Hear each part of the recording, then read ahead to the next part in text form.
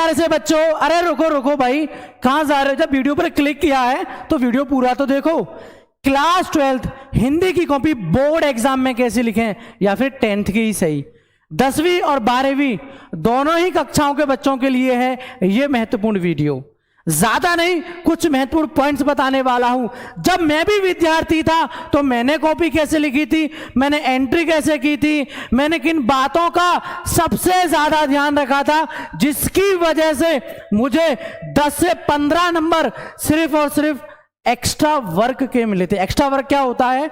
आप एंट्री सही कर रहे हो, आप लाइनिंग किस तरीके से खींचते हो, या आप शब्दों को किस हिसाब से लिखते हो, आपका लिखने का टाइमिंग, लिखने का स्पीड, या फिर लिखने का तरीका कैसा है। इन चीजों के अक्सर करके बच्चों को 10 से 15 नंबर मिल ही जाते हैं। यह बात बिल्कुल सत्य है, ठीक है, क्योंकि मैंने खुद इसका एक्सपेरिमेंट किया है, क्योंकि मैं भी विद्यार्थी रह चुका हूं। मेरा नाम है सचिन कुमार और मैं आज आपको बताने वाला हूं हिंदी की कॉपी कैसे लिखें। तो वीडियो को पूरा देखो, बिल्कुल भी स्किप मत करना। ओके, शुरुआत करते हैं एक बहुत ही प्यारे से थॉट के साथ में। थॉट क्या है? टूट कर कांच सा बिखर जाने से क्या होगा, टूट कर कांच सा बिखर जाने से क्या होगा, डूब जाने को दरिया में उतर जाने से क्या होगा, टकरा जा किसी चट्टान से तो कोई बात बने, टकरा जा किसी चट्टान से तो कोई बात बने, वरना हालातों से मुकर जाने से क्या होगा। है ना? हालातों को, समस्याओं को, परिस्थितियों को देखकर डर जाने में क्या मजा भाई। पत्थर से टकराओ तब मजा है, दरिया में डूब जाओ तब मजा है, कांच से बिखर जाओगे छोटी छोटी परेशानियां आने पर तो कैसे काम चलेगा। विद्यार्थी हो तो अपने ऊपर यह विश्वास रखो, अपने अंदर आत्मविश्वास को इतना दृढ़ कर लो कि कितनी भी मुश्किल से मुश्किल परीक्षा, कितना भी कठिन से कठिन सवाल आपको हरा ना सके, आप उसका जवाब ना ढूंढ पाओ, ऐसा हो ही नहीं सकता। अपने दिमाग से असंभव नाम का शब्द निकाल दो। हाँ मैं ये कर सकता हूं, ये मेरे लिए संभव है, हाँ मैं ये कर सकता हूं, हाँ ये मेरे लिए संभव है। हमेशा जब भी अपने आप को आईने में देखो तो यूं बाल सेट मत करो, अपने आप से इसी तरीके से बातें करो, आप हमेशा मोटिवेट रहोगे।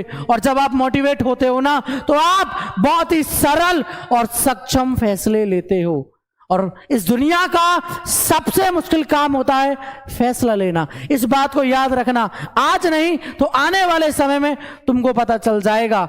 मैं इस अनुभव के साथ ही आपको इन चीजों को बताता हूं, क्योंकि जो आप आगे फेस करोगे मैं ऑलरेडी कर रहा हूं, जो आप अभी फेस कर रहे हो मैं उसको ऑलरेडी कर चुका हूं। ओके, चलें पॉइंट्स बताता हूं। वो पॉइंट्स क्या है? कॉपी में एंट्री कैसे करें।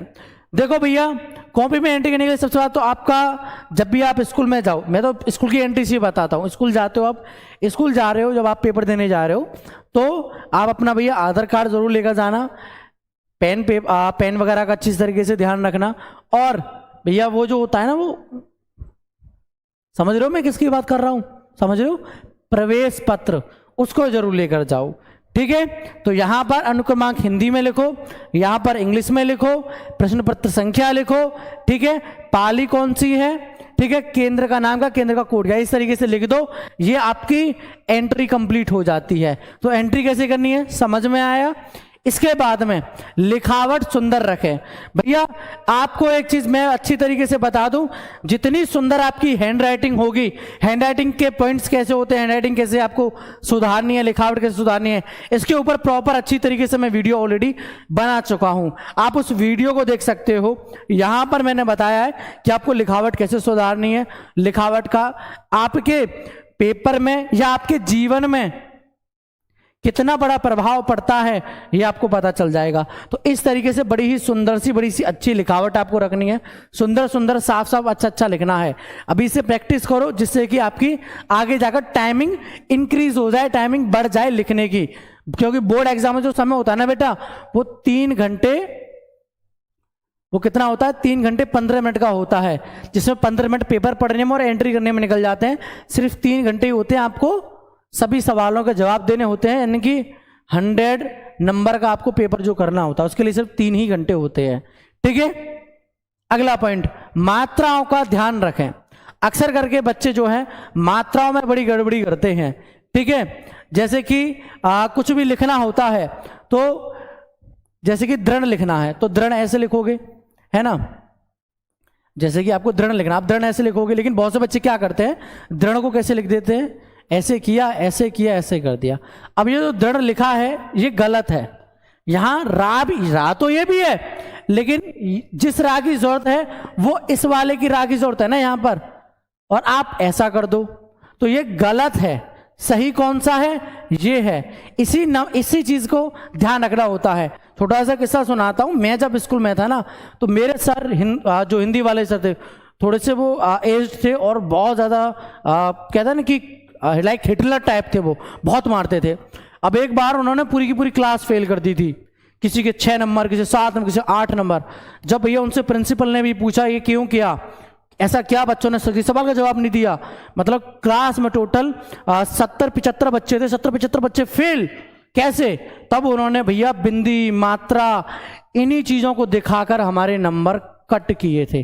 तब हमको समझ में आया कि भैया जिस तरीके से मैथ में जो फॉर्मूला होता है और उसमें एक स्क्वायर की वैल्यू होती है, उसमें एक इस मार्क की वैल्यू होती है, इस माइनस की वैल्यू होती है मैथ में, उसी प्रकार भैया हिंदी में भी मात्राओं की और बिंदी की वैल्यू होती है। उस समय हमको समझ में आया, इसलिए मैंने पॉइंट याद किया है कि जब आप लिख रहे हो तो विशेष करके मात्राओं का ध्यान रखें, उल्टा सीधा जल्दी में ना लिखें, साफ साफ अच्छा अच्छा सुंदर सुंदर लिखें। ठीक है, चलें अगला पॉइंट, काट पीट बिल्कुल भी ना करें। अब देखो इस बच्चे ने लिखा है, इसने देखो ये काट पीट कर दी है, ये काट पीट कर दी है। अब ये क्या है, ये पैटर्न भैया गलत है। जब भी आप लिख रहे हो तो आप पहले तो फोकस करके लिखो, गलती ना हो। अगर गलती हो भी रही है तो आपको इस तरीके से नहीं करना है, ये जो होता है ना ये चीज। अब देखो ये जो है अब ऐसा कर दिया आपने, ठीक है, मैं आपकी बात बड़ी करता हूं, आपने अब ऐसा कर दिया जी, कितना गंदा लग रहा है। अगर आप यहीं पर ये गलत है तो आप इसको ऐसा एक कट दे दो, या फिर यहां पर एक ऐसे 2 कट दे दो, तो ये ज्यादा ठीक लग रहा है। पता तो उनको चल गया कि ये कट है, ये भी कट है, ये ज्यादा सही लग रहा है, ये ज्यादा सही लग रहा है। जाहिर सी बात है कट करने में तो यही ज्यादा सही लग रहा है, तो ये ठीक है ना, तो इसको फॉलो करो आप। इसको क्यों कर रहे हो, तो काट पीट बिल्कुल ना करें। और अगर गलती हो भी रही है तो काट पीट कैसे करनी है ये भी आपको पता चल गया। व्हाइटनर का प्रयोग बिल्कुल मत करना। ओके, अगला पॉइंट, प्रश्न उत्तर का ध्यान रखें। ठीक है, हिंदी की कॉपी लिखते समय देखो मैं आपको बता दूं, पेपर है हिंदी का, तो आप ये नहीं कर सकते कि क्वेश्चन नंबर 1 आंसर नंबर 1। अगर आप इस चीज को फॉलो करते हो तो भैया ये गलत है, यहां आपके नंबर कट जाएंगे। जैसे यहां दे रखा है देखो, प्रश्न उत्तर संख्या 1, प्रश्न उत्तर संख्या 2। ठीक है, तो इस तरीके से करना है। देखो मैं बताता हूं आपको, ठीक है, प्रश्न संख्या ऐसे करके डाल दो 1, ठीक है, या फिर आप प्रॉपर इस तरीके से लिख सकते हो, प्रश्न उत्तर संख्या 2 और ये अंडरलाइन किया और यहां से अपना सवाल का जवाब आपने पूरा 3 से 4 लाइन का दे दिया। अगला स्टार्ट कर रहे हो तो फिर ऐसे ही कर दिया, प्रश्नोत्तर संख्या 3 और यहां अपना आपने जवाब लिखना प्रारंभ कर दिया। तो आपको ये चीज फॉलो करनी है, ना कि क्वेश्चन आंसर। हिंदी की कॉपी में कह रहा हूं मैं, अदर किसी में कैसे भी कर लेना कोई दिक्कत नहीं है, लेकिन हिंदी में विशेष करके इस बात का ध्यान रखना, क्वेश्चन आंसर मत करना कि क्वेश्चन नंबर 1 और आंसर नंबर 2। ठीक है, तो यहां आपके नंबर कट जाएंगे और ये पैटर्न गलत है। ओके, और लास्ट पॉइंट, टाइम पर ध्यान दें। अक्सर क्या होता है कि आपको शुरुआत से जब आप कॉपी लिखते हो, ठीक है, तो जब आप दे दनादन लिखने पर लिख रहे हो, आराम से अपना सही गलत अच्छा बुरा जो भी है लिख रहे हो, तो आप वहां पर समय पर ध्यान नहीं देते। ठीक है, क्योंकि आप सोचते हो भैया 3 घंटे हैं, अभी तो मैं ये कर रहा हूं, अभी तो मैं ये कर रहा हूं। अरे भाई अभी तो तुम इस दूसरे सवाल पर अटके पड़े हो, लेकिन समय थोड़ी नहीं उस टाइम तक रुक रहा है, तो प्रैक्टिस करो। अभी से 3 घंटे 15 मिनट के लिए पूरा पेपर लेके बैठो और प्रैक्टिस करो, ठीक है। जरूरी नहीं है अभी तुम सही जवाब लिखो, उल्टा सीधा जो भी जवाब आ रहा है लिखो। क्यों? क्योंकि इससे आपकी टाइमिंग बढ़ जाएगी, इससे आपकी एक टाइमिंग सेट हो जाएगी कि भैया हिंदी में बहुविकल्प प्रश्न है, उसके लिए मैं 10 मिनट दूंगा। हिंदी में गद्यांश का टॉपिक है, मैं उसके लिए 10 नंबर का टॉपिक दूंगा, 10 मिनट दूंगा।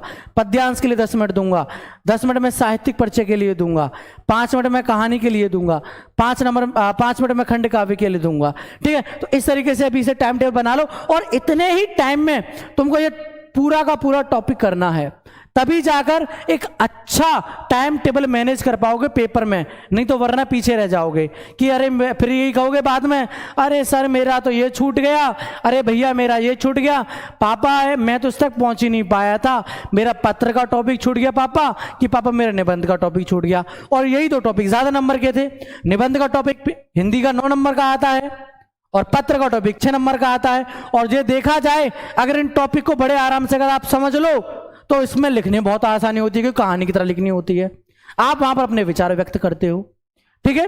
तो ये थी भैया हिंदी की कॉपी लिखने के लिए कुछ बेस्ट टिप्स। आप इन टिप्स पर काम करो, आप अपने आप को सुधारो, जो बातें मैंने बताई हैं उन पर अमल करो, ओके। तो फिलहाल मेरी तरफ से इस वीडियो में इतना ही। टाटा बाय बाय, जय हिंद जय भारत।